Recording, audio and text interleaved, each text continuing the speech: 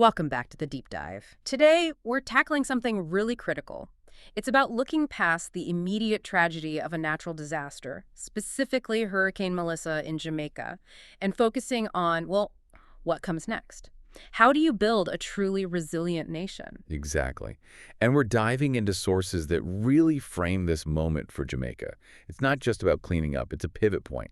There's this phrase that keeps coming up, build forward wisely. Build forward wisely. I like that. It sounds more intentional than just build back better. It is, because the context here, it's heartbreaking. Hurricane Melissa hit hard. We're talking about profound loss, immediate trauma. It wasn't just buildings, it was livelihoods, it was culture. Can you give us a sense of that? What are some specific examples from the sources? It helps to picture the scale. Well, think about Scott's Cove, Mm. famous spot, right? For fish, soup, bammy, lobster, Yeah. just a real hub. Yeah, I know it. Or know of it. Melissa didn't just damage it. The sources say it was flattened, just gone. That's immediate economic devastation for so many people, and it's a cultural loss, too. Wow, flattened. And then you've got history. The Greenwood Great House in St. James, it's, 205 years old, severely damaged. So the storm hit the present, the economy, and the past, the heritage, all at once. That really paints a picture of the scope. Immediate trauma, as you said. But what's fascinating, and why we wanted to do this deep dive, is how the sources seem to pivot so quickly. Right. From, rubble and loss to this blueprint for the future. Exactly. It's a sophisticated vision. It kind of rejects the idea of just putting things back exactly as they were. Because let's face it, what was there before was vulnerable. Right. The status quo failed, in a way. Precisely. So build back better, that phrase we hear a lot globally. Sometimes it just means, slightly stronger versions of things that maybe weren't right for the climate in the first place. Build forward wisely suggests something deeper. It's about rebuilding in a way that's rooted in Jamaican culture, practical for the economy, and seriously engineered for the tougher climate reality Jamaica is facing now. Okay, so this is really relevant if you're, say, a homeowner in Jamaica or involved in planning or maybe just listening from elsewhere and wanting to understand how a nation confronts this kind of climate challenge. It's about building resilience, building a stronger future. It really is. It's about how the integrity of a single home, scaled up, becomes visible nation building. Let's get into it then. Let's start with that immediate aftermath. What did it look like on the ground right after Melissa passed? Okay, so the first phase is just chaos management, really. The destruction, as we said, immediate, widespread. You mentioned Scott's Cove, the food hub. That hits livelihoods directly. What about other critical places? Schools? Infrastructure? Yeah, the sources mention Ferncourt High School specifically. Major cleanup and recovery efforts needed there right away. And schools are often crucial, aren't they? They become shelters, community points. Absolutely. If the school's out of action, it hampers the whole community's recovery, socially too. Right. And just the sheer amount of debris, the structural damage. Yeah. It wasn't just about aid. It was about getting that aid in and moving resources around effectively. Logistics become paramount. Which often seems to be the bottleneck in these situations. You can have donations piling up, but getting them distributed. So how did the response mobilize? Was there quick international help? There was. The speed of response is crucial, like you said. The U.S. government stepped up pretty quickly. Okay. They announced an initial pledge. I think the figure was U.S. $11 million. That was specifically for relief and recovery efforts. 11 million. That's a significant starting point. Sends a signal, too. It does, both financially and, diplomatically. It gets that essential capital flowing right at the start. For the immediate needs shelter, food, medical stuff that can prevent things escalating into, say, public health crises or major disorder. Money's one thing, but getting supplies physically onto the island is another. Airports, ports, they can get overwhelmed or damaged. How did they manage the inflow? This was quite smart. MBJ Airports Limited, they run Sangster International Airport in Montego Bay. They made a key decision. What was that? They waived all landing and parking fees for planes bringing in relief supplies. This was right after they managed to get limited commercial flights going again. Ah, okay. So removing the cost barrier. Exactly. Think about it. Zero financial reason for an aid agency or another government not to fly in supplies. It just opened the gates, prioritizing the aid flow over, airport revenue in that moment. Yeah. Purely humanitarian focus. That's a really practical example of prioritizing the mission. Okay, so supplies can get in, but then you have the sheer scale of damage to homes. People need shelter. We're not talking minor repairs here, are we? No, absolutely not. The reports highlighted catastrophic damage, especially to roofs. That seems to be a major vulnerability for many homes, Right. The roof is often the first point of failure in high winds. which is why a commitment from the NGO sector was so important. Yeah. Michael Capone from Global Empowerment Mission, or GEM, Oh, GEM. What was their role? they made a massive commitment to repair or replace up to 50,000 roofs. 50,000? Wow. Yeah, 50,000. That number is not just damaged houses, it's tens of thousands of people potentially displaced. Sure. So tackling the roofs is fundamental to getting families back into some semblance of normality out of temporary shelters. It's about stabilizing communities quickly. That kind of scale, 50,000 roofs, must require incredible logistics and coordination itself. Absolutely. And you also saw movement on the domestic political front. How so? Well, the People's National Party, the PNP, they launched their own relief mission, their first official one post-hurricane, specifically targeting Westmoreland, which was hit very hard. Okay, so directing resources to specific hard-hit areas. Right, ensuring that regional areas aren't forgotten in the rush to stabilize, say, Kingston or Mobay. So you had this convergence, international money, the airport facilitating logistics, a huge private NGO effort on housing, and targeted domestic political relief. It looks like a fairly synchronized immediate response. It sounds like the stabilization effort got underway quickly, but stabilization is just the first step, isn't it? Clearing the rubble. That's when the big questions start. How do we rebuild so this doesn't just happen again next time? Precisely. And that's the transition from emergency mode to long-term strategy. That's the core of Build Forward Wisely. And you said the answer, maybe counterintuitively, starts by looking backwards at Jamaica's own building traditions. Yeah, exactly. The sources, particularly Dean Jones from Jamaica Homes, talk about this really evocatively. Okay, so let's dig into that. This traditional DNA of Jamaican buildings, you said Jones calls them more than shelter. What does that mean in practice? What were they doing besides just keeping the rain off? Well, they were incredibly attuned to the climate, for starters. Passive design wasn't a buzzword. It was just how you built. Right. And they were social instruments, too. Think about the classic Jamaican veranda. It wasn't just stuck on. It was deep, shaded, almost an outdoor room. A place to live, not just pass through. Exactly. The sources say it was designed to invite conversation. It sort of blurred the lines between your private house and the public street. It encouraged community, interaction, while still giving you shade and shelter. And I love that phrase you mentioned earlier about the breezeways, doing more than just moving air. Yeah, that they let quarrels cool and laughter linger. It's beautiful, isn't it? It really is. It suggests a kind of emotional architecture.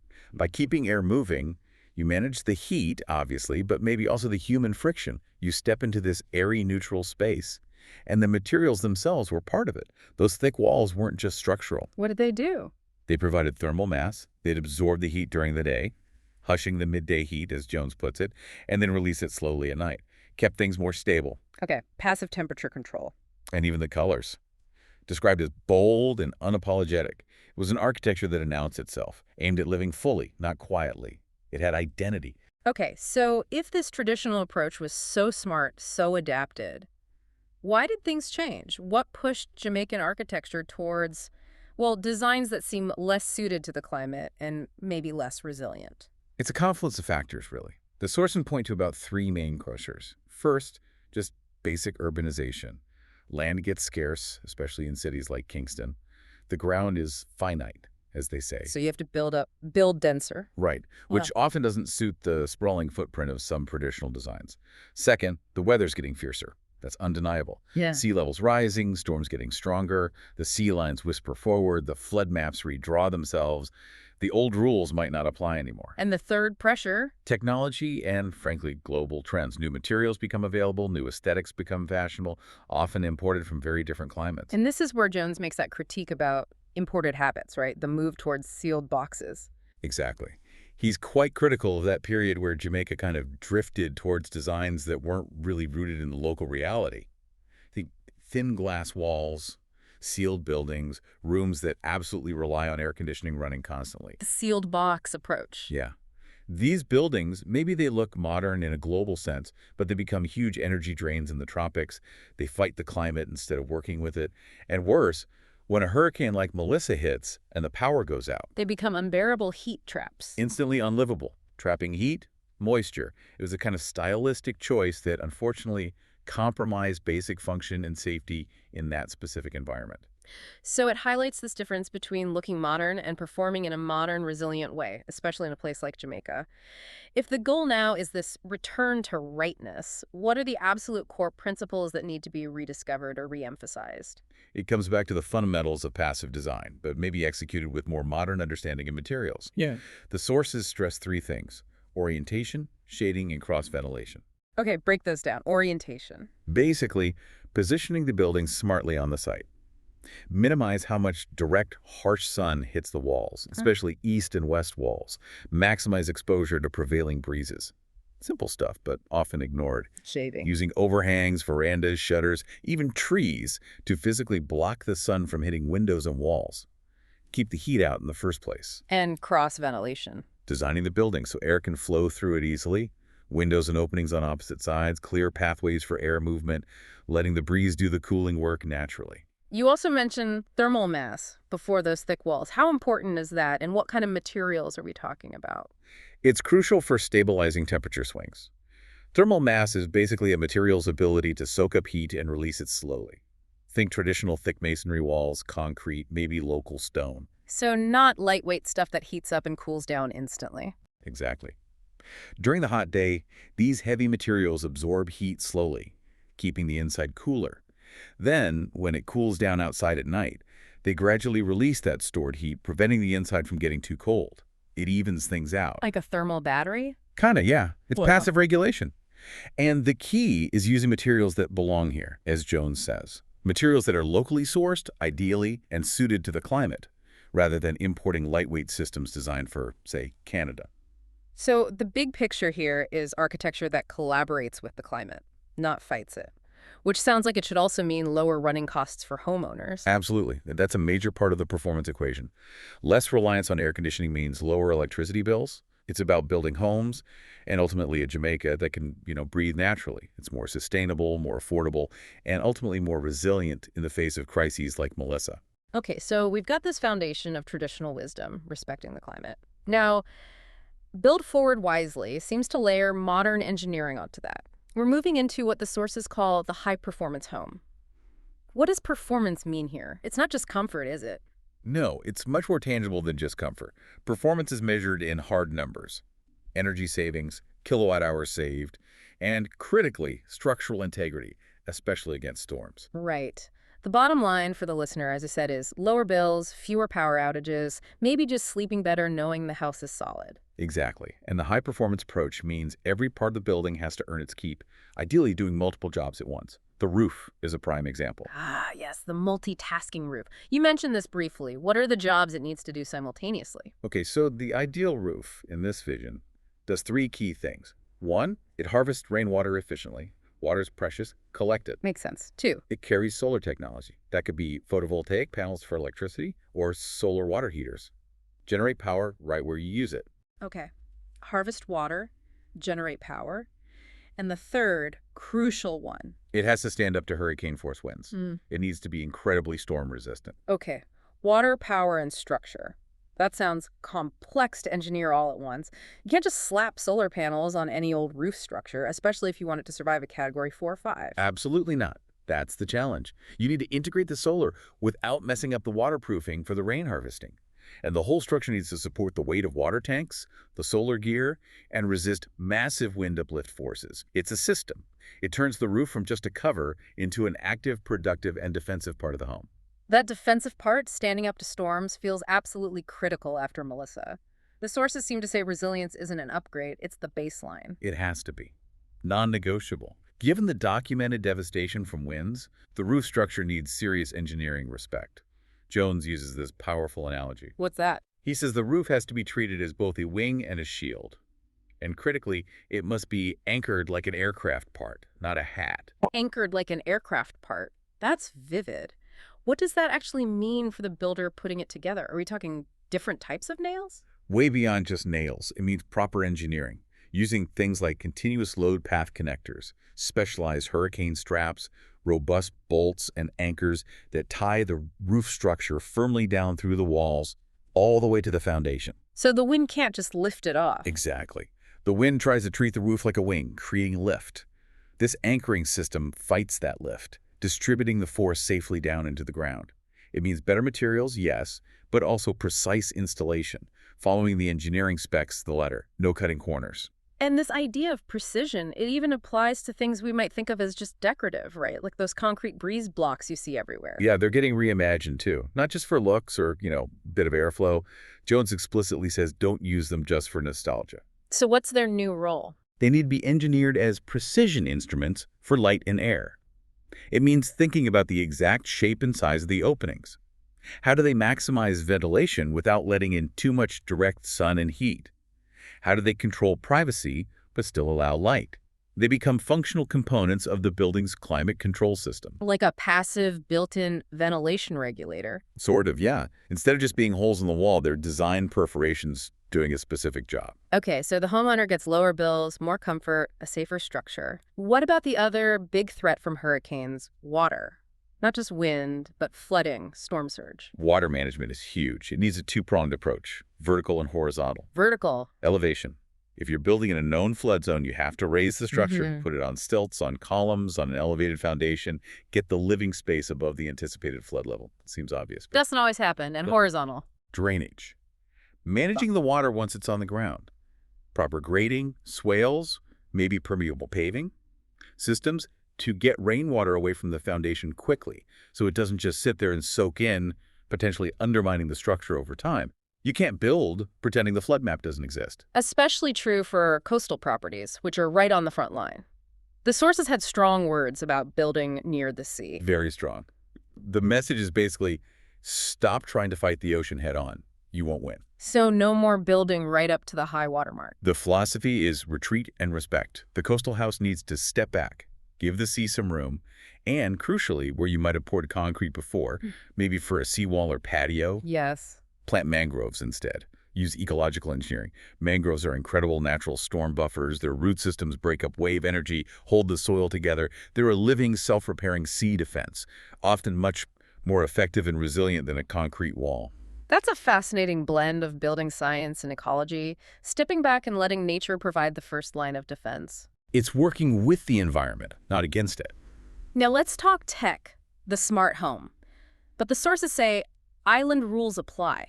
What does that mean? How is a Jamaican smart home different from one in, say, London or Los Angeles? It's all about function over flash. Forget the theatrical lights or the show-off fridges that talk to you. The Jamaican smart home, according to this vision, is about predictable comfort and, critically, crisis management. Technology needs to be a silent partner in resilience. Okay, so what are the killer apps, the truly essential smart functions for a hurricane zone? Number 1, automated safety. Systems that automatically close storm shutters when they detect dangerous wind speeds or maybe a sharp drop in barometric pressure takes human delay or error out of the equation right before the storm hits. Makes sense. What else? Number 2, power continuity. Reliable battery backup systems, not just little runs for your computer, but whole house systems, or at least systems that can run essential circuits, lights, fridge, communication, maybe a medical device for days if the grid goes down. Quietly taking over when the grid blinks, as they put it. Essential for riding out the aftermath. Totally. And number 3, proactive maintenance. Simple stuff made smart, like leak sensors in the roof or near pipes that send a text to your phone the moment they detect moisture. Ah, catching a small drip before it ruins the ceiling or causes mold. Exactly. It's about preventing small problems from becoming big, expensive, crisis-level problems. So the smarts are focused on safety, continuity, and prevention. Calm, reliable execution, not gadgets for show. So as we think bigger, beyond the individual house, we inevitably hit the issue of density. Jamaica's cities, especially Kingston, are growing. Land is scarce. Building up seems unavoidable. Right, the shift to vertical living. But the big question the sources raise is, how do you do that without losing the soul, the community feel, that Jamaican DNA we talked about with traditional homes? How do you avoid creating sterile towers? This is where they talk about the sky is the new yard, isn't it? If your yard is now, 10 floors up, how do you make it work? Let's start with balconies. You mentioned they can't just be bolt-on shelves. Exactly. That's the danger. Tiny, useless balconies. The vision here is that balconies have to function like rooms. They need breeze and purpose. Meaning deep enough to actually use. Put chairs out, small table maybe, offer proper shade. They need to serve that social function of the old veranda, a place to sit, talk, connect with the outside, even vertically. an extension of the living space. Okay, usable balconies. What about the roof? Often just wasted space filled with equipment up there. Right. The sources see the rooftop as the collective new backyard, a shared community space. What does that look like? It could have planting beds so people can still do some gardening, get their hands dirty, maybe shared barbecue areas, seating under shade structures. Water tanks, which are essential for resilience anyway, shouldn't just be dumped up there. They need to be tucked into the design, integrated properly. Making necessity look good. Yeah. And they even mention charming ideas like a tiny observatory where a child meets her first constellation. It's about creating shared amenities and experiences that build community, even in a high-rise. That sense of community needs to extend inside the building too, right? Corridors, lobbies. Yeah. They can feel very anonymous. They really can. The sources stress that the internal structure needs to breathe socially. Corridors shouldn't be narrow tunnels. Maybe they can be wider, have natural light, feel more like internal streets where you might actually bump into neighbors. And landings. Treat landings as pocket squares of life. Maybe a bench, a notice board, something to encourage a pause, a brief interaction. Right. Even the mailroom, transform it from just a place to grab letters into more of a social foyer. So the goal is a skyline that feels like a portrait of the community living there, not just a repetitive barcode. That's the phrase, yeah. Human-centered vertical living. This really connects to a major social point in the sources, this idea of housing with dignity at every price point. There's a strong critique of building fancy condos that exclude the average family, calling it vanity. Yes, a very pointed critique. But dignity can be a vague word. What does dignified housing look like in terms of actual design features, especially if you're trying to build affordably? The sources get specific. Dignified doesn't mean cheap or basic minimum.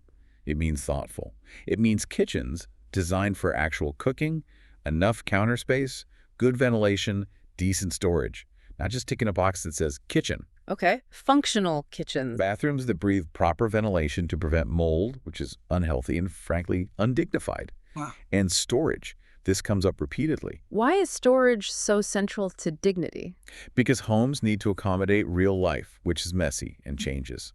A family's unfolding life, as they put it. You have a baby, you need space for baby things. Kids grow, need space for school stuff. Maybe an elderly parent moves in. Right, life happens. If there's no storage, the home becomes cluttered, stressful.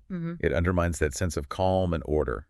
Dignified housing anticipates and supports the real needs of a family over time. That sounds great, but also expensive. If you're a developer building affordable units, storage, generous kitchens, high-quality ventilation, those seem like the first things to get cut to save money. That's the tension, absolutely.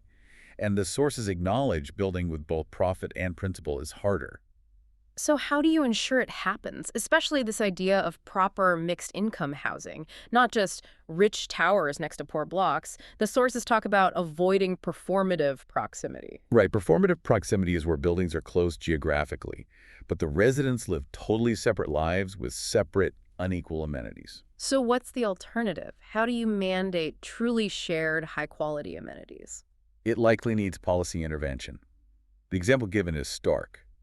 If the development includes a playground, there should be one excellent, safe, well-maintained playground for all the kids in the development, not a fancy one for the expensive units and a basic one for the affordable units. One playground, shared equally.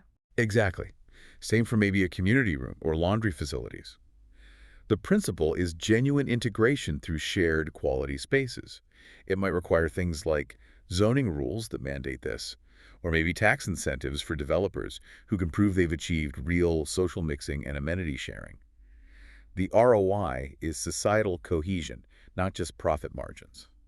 This focus on dignity and shared space needs to extend beyond the apartment building itself, right? Into the streets and public areas. Absolutely.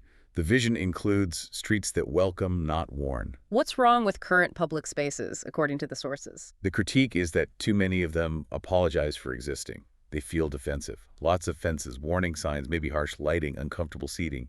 They're designed to control behavior rather than invite enjoyment. Okay, so how do you design streets and squares that welcome? Who are we designing for? For everybody. That's the key.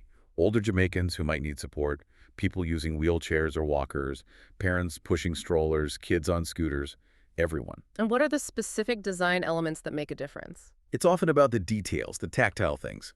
Railings that feel warm to the hand, maybe timber instead of cold metal, suggesting quality and encouraging people to use them. Ramps that have a gentle slope so they don't punish the user.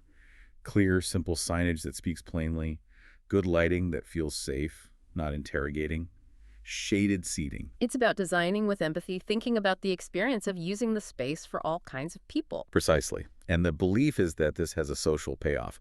Good street design encourages positive interactions, makes for better neighbors, and truly great public spaces, the sources argue, can even make for better citizens. People feel pride in their environment. They care for it. They participate more. Let's pivot now to sustainability. The sources are adamant. Green design isn't an add-on, it's foundational, not a garnish you sprinkle on the render. What does that mean in the initial design phase? It means sustainability is decided right at the start, before you even draw a line. It prioritizes passive strategies above all else. Like the orientation, shading, ventilation we talked about. Exactly. Plan the building to maximize daylight, so you need less artificial light. Design it to ventilate naturally, so you need less or no air conditioning.